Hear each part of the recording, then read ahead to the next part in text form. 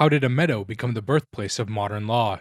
On this day in history, June 15th, 1215, King John of England sealed Magna Carta at Runnymede, a document that would transform the relationship between rulers and the ruled for centuries to come. By 1215, John had ruled England for 16 years, looting French territories, raising taxes to fund failed military campaigns, and imprisoning nobles without trial. Barons across England had reached their breaking point.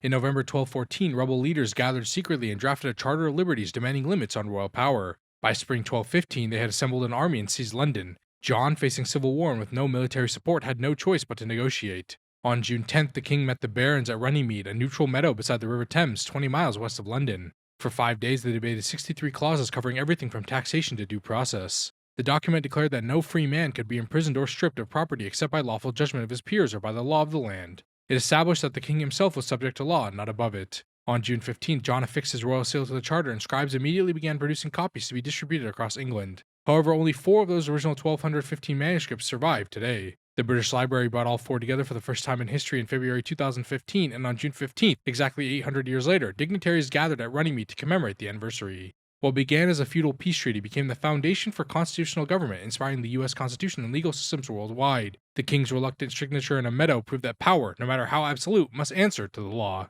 If you've learned something, consider dropping a like and subscribing to my channel. Your support would mean the world to me.